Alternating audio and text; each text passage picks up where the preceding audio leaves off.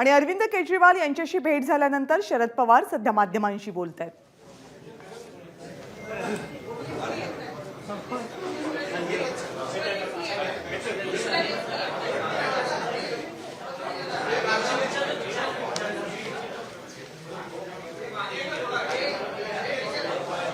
काही वेळापूर्वीच अरविंद केजरीवाल आणि भगवंत मान यांनी शरद पवार यांची भेट घेतली। या नेत्यांमध्ये चर्चा झाली आणि दिल्लीमधल्या अधिकाऱ्यांच्या पोस्टिंगच्या विधेयका व्यतिरिक्त आणखी अध्यादेशाव्यतिरिक्त आणखीनही काही महत्त्वाच्या मुद्द्यांवर चर्चा झाली असल्याची माहिती समोर येते आणि त्या बाबतीत शरद पवार नेमकी काय भूमिका मांडतात याकडे लक्ष लागले। गेल्या काही दिवसांमध्ये विविध राज्यांच्या मुख्यमंत्र्यांनी शरद पवार यांची मुंबईमध्ये येऊन भेट घेतली। त्यामध्ये आता अरविंद केजरीवाल आणि भगवंत सिंग मान यांचीही भर पडली।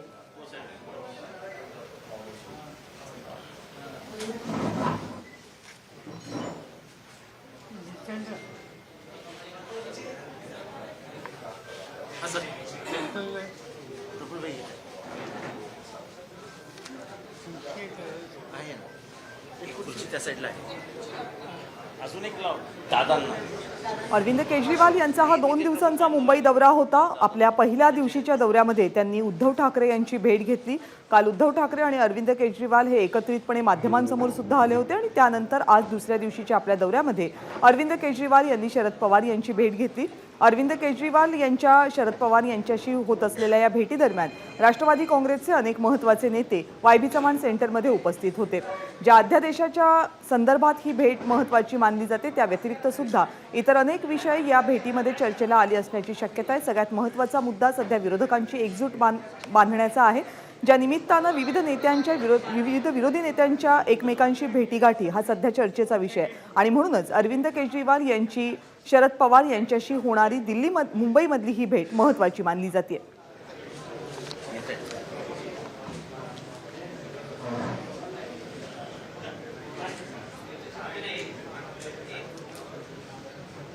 भेट झाल्यानंतर लगेचच या पत्रकार परिषदेचं आयोजन करण्यात आले। तर दुसरीकडे ज्यावेळेस ही भेट होत होती त्यावेळेसची दृश्यही आपण पाहतोय।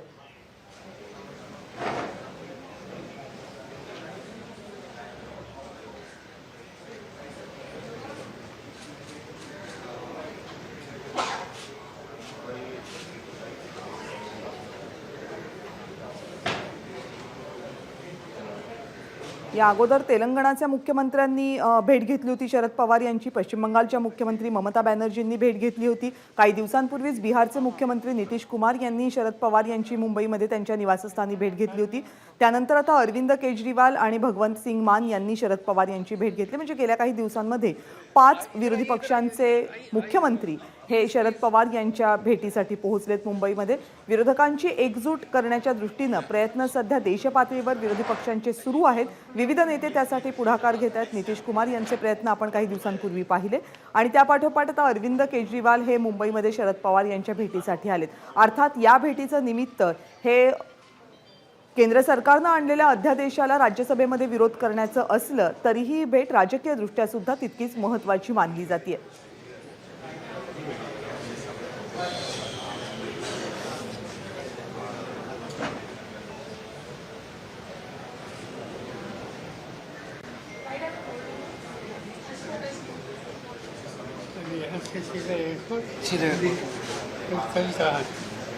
नेक्स्ट वीक कब जाएंगे स्टैलिन साहब के पास, तेलंगाना केसीआर साहब के पास, फिर हेमंत सोरेन वो साथ में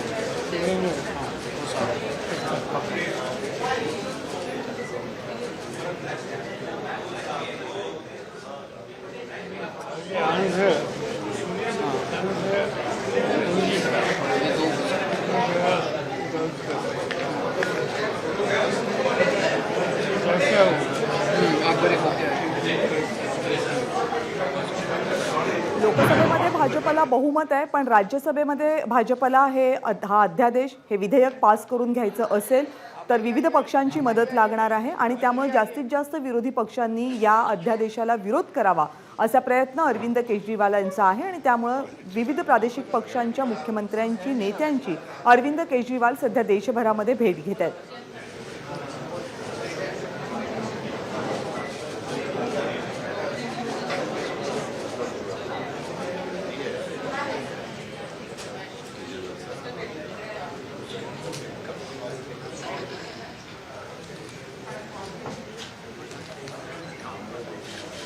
राष्ट्रवादी काँग्रेसचे नेते प्रफुल्ल पटेल तसंच अजित पवार हे सुद्धा या पत्रकार परिषदेला सध्या उपस्थित आहेत.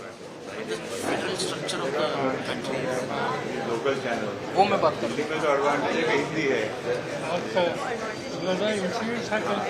so they all become Hindi whereas here हूँ. अच्छा खराब खत्म. हाँ वो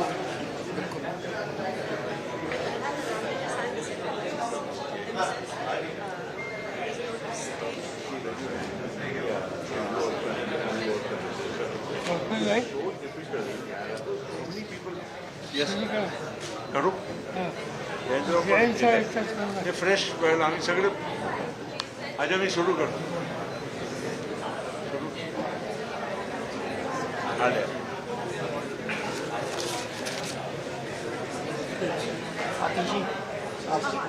जयंत पाटील यांची या पत्रकार परिषदेसाठी वाट पाहिली जात होती. राष्ट्रवादी काँग्रेसचे प्रदेश अध्यक्ष जयंत पाटील हे सुद्धा या पत्रकार परिषदेसाठी उपस्थित राहिले.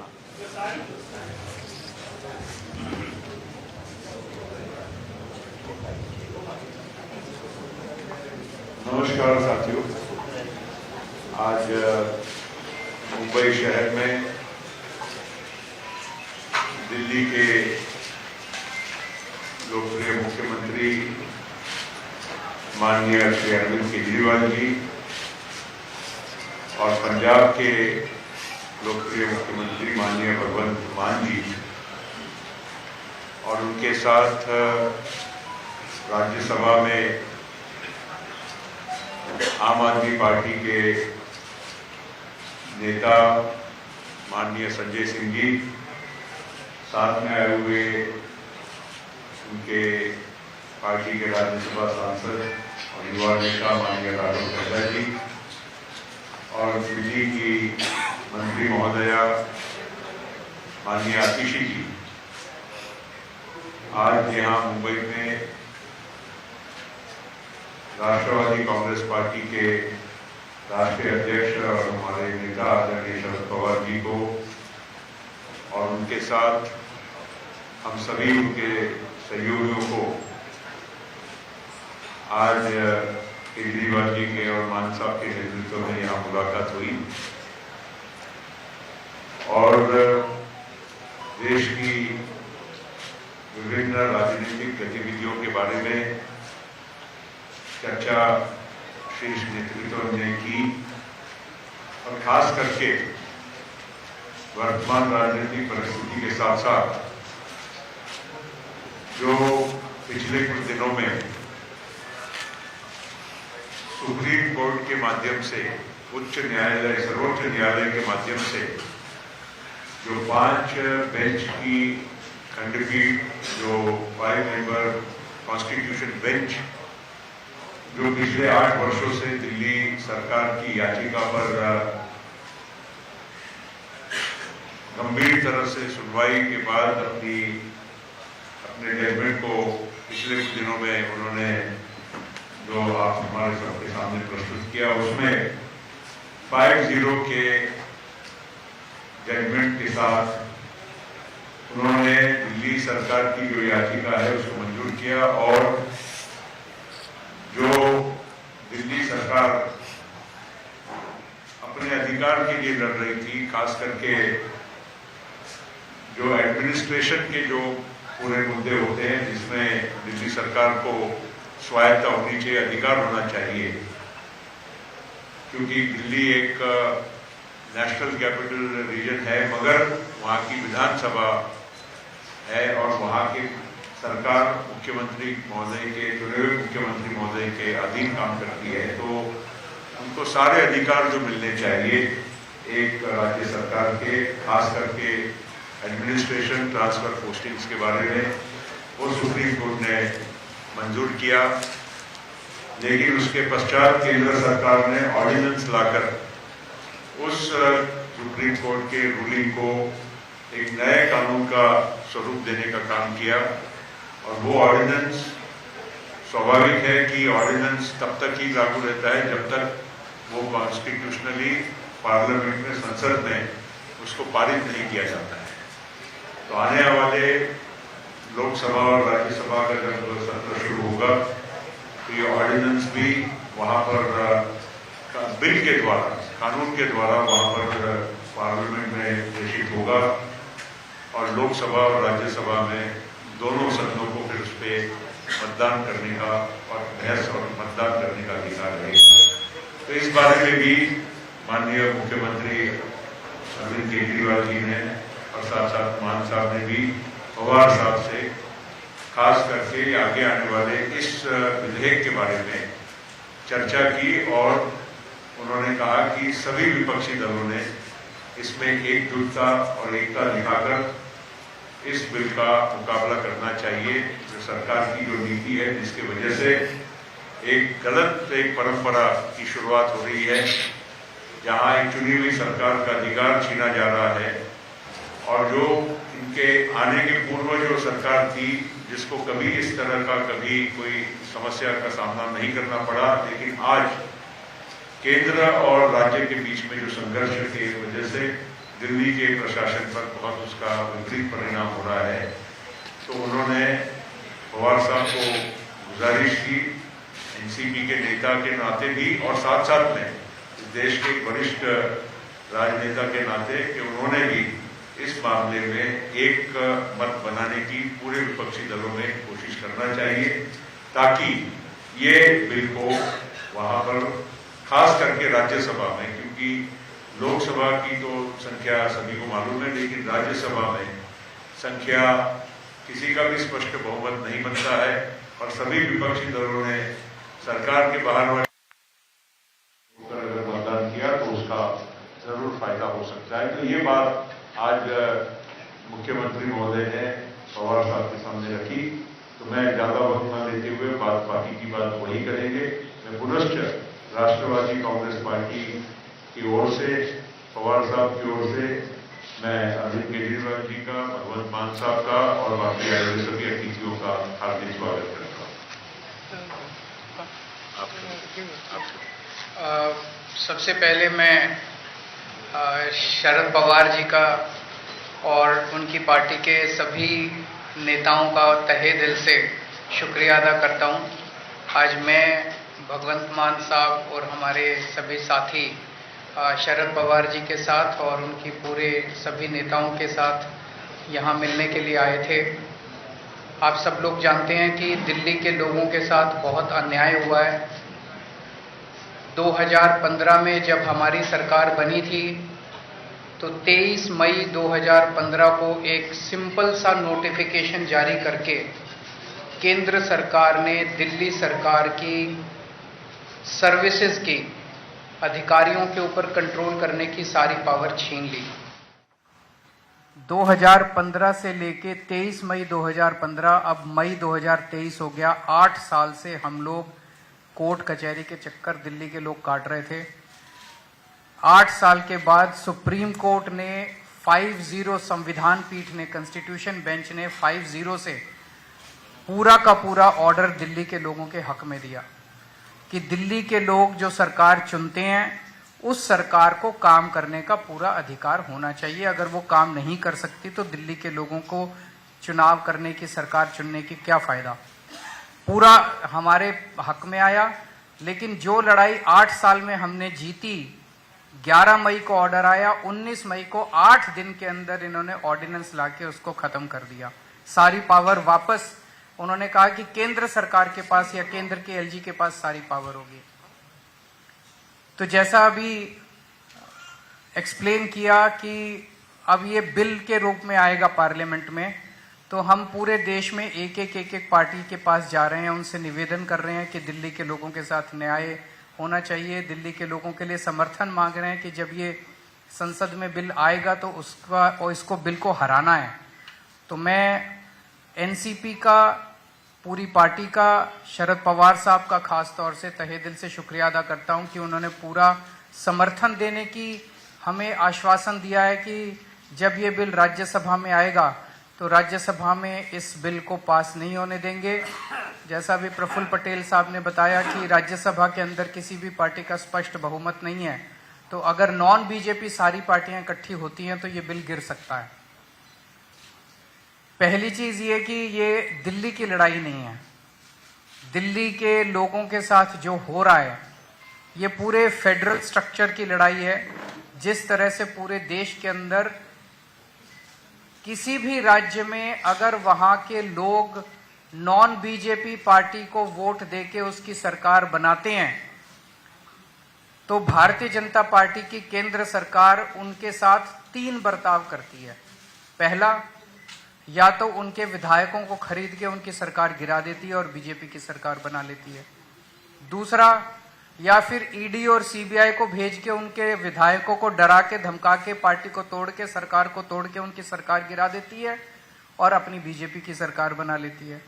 और तीसरा, अगर ना बिके ना टूटे तो फिर अध्यादेश लाके ऑर्डिनेंस लाके गवर्नर के जरिए उनको काम नहीं करने दिया जाता। ये देश के लिए बहुत खतरनाक स्थिति है और मैं समझता हूं महाराष्ट्र के अंदर आप सब लोग इसके भुक्तभोगी हैं। हमने कुछ महीने पहले देखा कि यहाँ पे किस तरह से जनता के द्वारा चुनी गई सरकार को किस तरह से ईडी के द्वारा सीबीआई के द्वारा पैसों के द्वारा तोड़ के एमएलए को तोड़ के और पूरी सरकार को गिरा दिया गया। ये देश के लिए अच्छी परिस्थिति नहीं है कि अगर केंद्र सरकार अगर उन्होंने मैसेज दिया है कि अगर कोई बीजेपी को वोट नहीं देगा, बीजेपी की सरकार नहीं बनाएगा तो हम सरकार चलने नहीं देंगे या सरकार तोड़ देंगे। ये देश के लिए बहुत खतरनाक स्थिति है। तो हम पूरे देश के लोगों के पास जा रहे हैं, लोगों को जोड़ रहे हैं। लोग पूछते हैं ये विपक्ष की एकता है क्या? ये पक्ष और विपक्ष की बात नहीं है, ये देश की बात है, देशभक्तों की बात है। देश, जितने इस देश के अंदर देश को चाहने वाले लोग हैं, जितने इस देश के अंदर देश को चाहने वाली पार्टियां हैं, उन सबको इकट्ठा कर रहे हैं हम लोग। तो जितने देश को चाहने, कोई देश को चाहने वाला व्यक्ति ये नहीं बोल सकता कि भाई इस तरह से चुनी हुई सरकारों को तोड़ के खरीद के अध्यादेश जारी करके काम ना करने दिया जाए। तो मैं फिर से तहे दिल से शुक्रिया अदा करना चाहता हूं शरद पवार साहब का कि आपने हमें, और शरद पवार साहब देश के, आज मैं समझता हूं कि he is one of the tallest leaders which the country has. So हम शरद पवार जी से हमने निवेदन किया कि आपका तो सहयोग मिलेगा ही, लेकिन आप सारी पार्टियों से बात करके उनको सबको भी इस बिल के खिलाफ इकट्ठा करेंगे। और मैं समझता हूं कि अगर ये राज्यसभा में बिल गिर जाता है, बीजेपी पास नहीं करवा पाती है, तो ये आप इसको 2024 का सेमीफाइनल मानिएगा। फिर मैसेज ये होगा कि 2024 में मोदी जी की सरकार नहीं आ रही है। बहुत बहुत धन्यवाद, बहुत बहुत शुक्रिया पटेल साहब, हमारी पार्टी के प्रेसिडेंट अरविंद केजरीवाल साहब और एनसीपी के नेता और देश के बड़े नेताओं में जिनका शुमार होता है माननीय शरद पवार जी, मेरी पार्टी के राज्यसभा के साथी, सभी मीडिया वाले साथी। मैंने कुछ ज़्यादा नहीं बोलना, बहुत सीनियर लोग बैठे हैं, इन्होंने बोल दिया है। मैं सिर्फ इतना ही कहूँगा कि लोकतंत्र को बचाने की लड़ाई है। कहने को तो हम biggest democracy of the world कहते हैं, लेकिन अगर अंदर एक झात अंदर देखा जाए तो डेमोक्रेसी कुछ डे बाय डे ये हत्या कर रहे हैं डेमोक्रेसी की। चाहे वो मीडिया के जरिए करवा रहे हों, चाहे वो किसी को एमएलए को तोड़ के खरीद के करवा रहे हों, चाहे किसी को गिरफ्तार करके ईडी सीबीआई की डर से करवा रहे हों। जो गवर्नर हैं देश में वो स्टार कैंपेनर बन चुके हैं बीजेपी के, और जो राजभवन है वो इनके हेड ऑफिस बन चुके हैं बीजेपी के। गवर्नरों से हर रोज हिसाब मांगा जाता है कि कितनी बार तंग किया आपने चुने हुए मुख्यमंत्री को।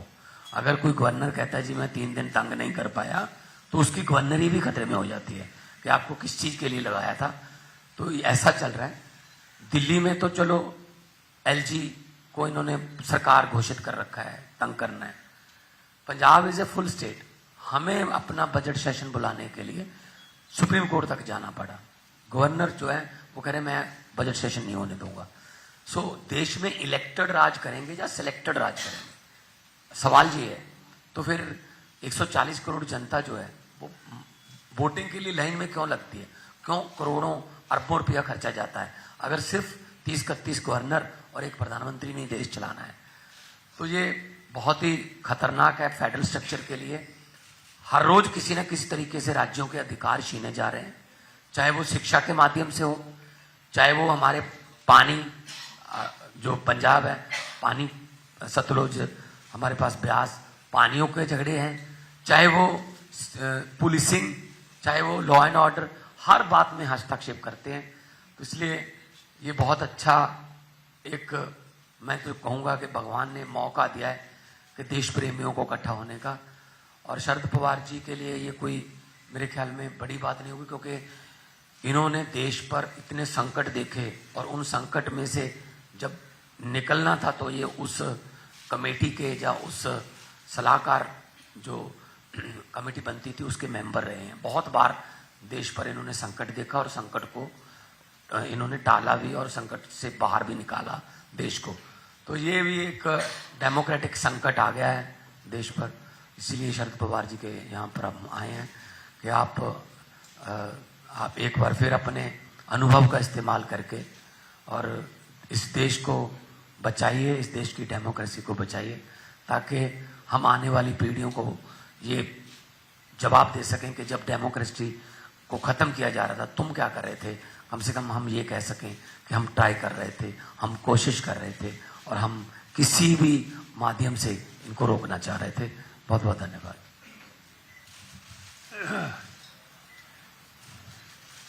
अरविंद जी, भगवान जी, उनके साथ आए हुए हमारे सब साथी दोस्तों, आज की जो प्रेस कॉन्फ्रेंस थी ये बड़ी इम्पोर्टेंट प्रेस कॉन्फ्रेंस है, क्योंकि प्रेस कॉन्फ्रेंस से पहले हम साथियों के साथ देश के सामने एक नई समस्या पैदा हुई, वो दिल्ली के और पंजाब के मुख्यमंत्री महोदय ने अच्छी तरह से रखी। इशू दिल्ली का है इसे हम मानते नहीं, हम मानते हैं कि ये पार्लियामेंट्री डेमोक्रेसी बचानी है या नहीं, क्योंकि जो आघात हो रहा है दिल्ली में वो पार्लियामेंट्री डेमोक्रेटिक सिस्टम पर आघात हो रहा है। देश में प्रजातंत्र में चुनकर आई हुई सरकार वो राज करेगी, वो डिसीजन लेगी, या अपॉइंटेड लोगों के थ्रू इलेक्टेड गवर्नमेंट को नज़रअंदाज करने के प्रयास हो तो उनको कामयाबी मिलेगी। ये समस्या आज सबके सामने है और हमें ये लगता है कि ये समय कौन से पार्टी का आप है या आपकी नीति क्या है इस पर बहस करने का समय नहीं। ये समय है प्रजातंत्र बचाने का, पार्लियामेंट्री डेमोक्रेसी बचाने के लिए और आम जनता का वोट लेकर अपनी सरकार बनाने का जो अधिकार है, ये आम जनता के वोट देने का अधिकार, वो बचाने के लिए आज अरविंद जी श्रीमान सब यहाँ आए हैं इसमें समर्थन मांगने के लिए।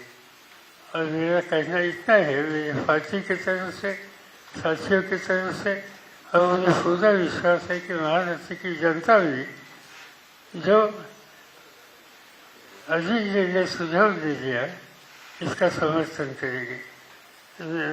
राष्ट्रवादी कांग्रेस पार्टी अपनी तरफ से तो पूरी तरह से मदद करेगी, मगर अभी मैं सोच रहा था कि अर्जुन जी मुझे पार्लियामेंट असेंबली में आकर 56 साल हो गए, 56 ईयर कंटिन्यूसली। और इससे 56 साल का एक फायदा होता है कि देश के कौन से भी राज्य में जाए वहाँ कोई नेता हो, पार्लियामेंट का मेंबर हो, राज्यसभा का मेंबर हो, उनसे कुछ न कुछ व्यक्तिगत रिश्ते कई सालों से पैदा हुए, कई लोगों के साथ मैंने काम किया है।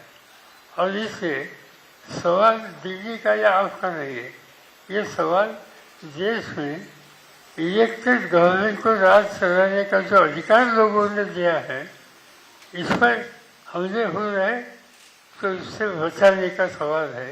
और इससे मेरी तरफ से, हमारे पार्टी की तरफ से तो आपको साथ मिलेगी, मगर अन्य राज्यों में जहाँ जाकर हम कुछ बातें बता सकते हैं, उनको आपके साथ लाने के लिए सुझाव दे सकते हैं।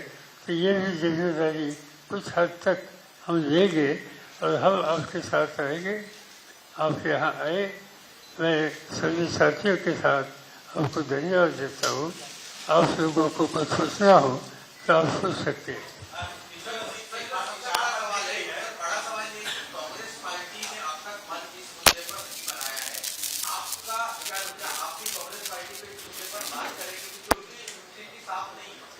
जहाँ तक किसने क्या मन बनाया नहीं बनाया, इसके खोजी में गया नहीं। बस मेरी सोच ऐसी है कि नॉन रिलीजियस जितने पॉलिटिकल पार्टीज है, इन पॉलिटिकल पार्टीज जो नॉन रिलीजियस है, उनके साथ बात करें, उनको कन्विंस करने के लिए सुझाव दे दें और इनका सहयोग अरविंद जी को मिलेगा। इस पर ध्यान देना हमारा फर्ज है, चाहे कांग्रेस हो या चाहे बीजू जनता हो।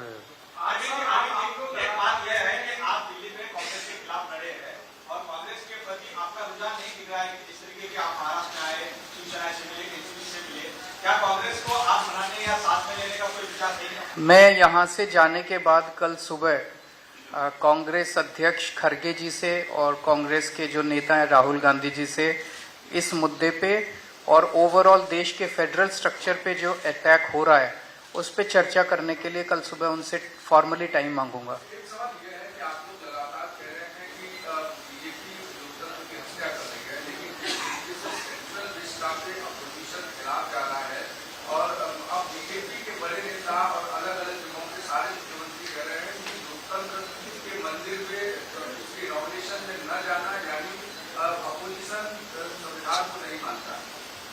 इसमें ये बात ऐसी है, जाना नहीं जाना।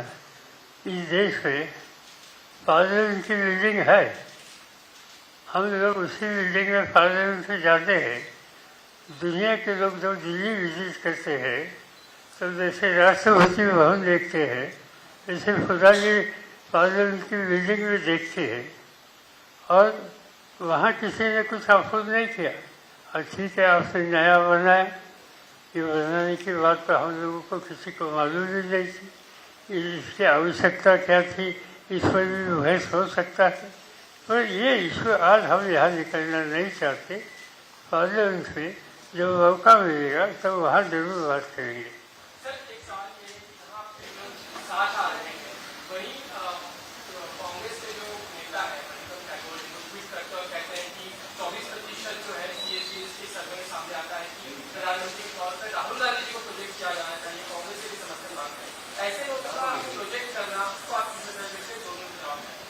अभी तक किसी को प्रोजेक्ट करना या नहीं करना इस पर बात नहीं हुई है। हम इतना ही सोचते हैं कि भाई प्रोसेस ऑफ डायलॉग ये शुरू करना चाहिए। नॉन रिलीजियस पार्टी मिलकर इस देश के सामने एक स्टेबल और प्रोग्रेसिव गवर्नमेंट देने की लिए आज आवश्यकता है। इसमें कुछ मदद कर सकते हैं तो करने की आवश्यकता है, मगर इस पर न हमने अरविंद जी से बात न कांग्रेस से बात की। जब समय आएगा तो जरूर बात करेंगे कि मगर हम सब के मन में नेशनल इंटरेस्ट ये सबसे ज़्यादा प्रायोरिटी है।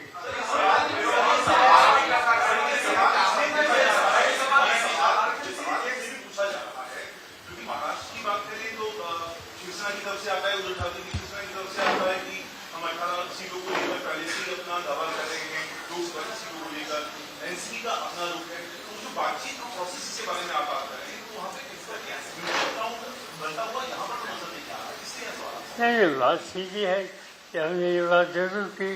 यहाँ तीन पार्टी मिलकर काम करना चाहते हैं। तीन पार्टी ने दो साथियों को डिस्कस करो और डिस्कशन की प्रोसेस शुरू करो। अभी तक वो प्रोसेस शुरू नहीं हुई, मगर ये हो जाएगी। अब चिंता मत करो, यहाँ से ठीक रास्ता निकलेगा।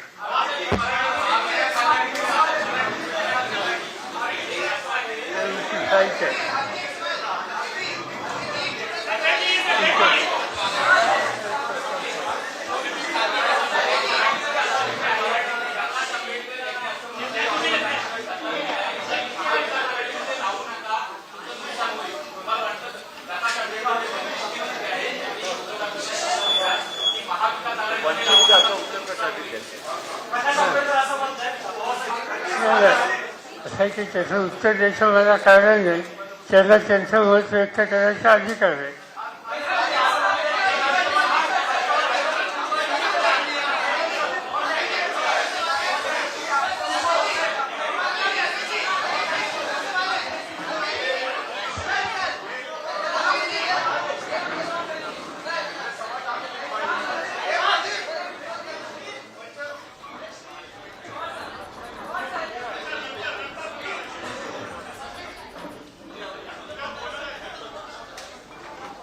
शरद पवार आणि अरविंद केजरीवाल यांची संयुक्त पत्रकार परिषद नुकतीच पार पडली आणि राष्ट्रवादी काँग्रेसनं अरविंद केजरीवाल यांना त्यांच्या मुद्द्यावर समर्थन देण्याचं मान्य केलेलं आहे. देशात लोकशाहीवर आघात होतात असं शरद पवार यांनी या पत्रकार परिषदेमध्ये म्हटलं आणि जो मुद्दा घेऊन अरविंद केजरीवाल शरद पवार यांची भेट घेण्यासाठी मुंबईपर्यंत आलेत तो मुद्दा हा एकट्या आपचा नाहीये तर हा देशाचा मुद्दा आहे असंही शरद पवार यांनी म्हटलंय.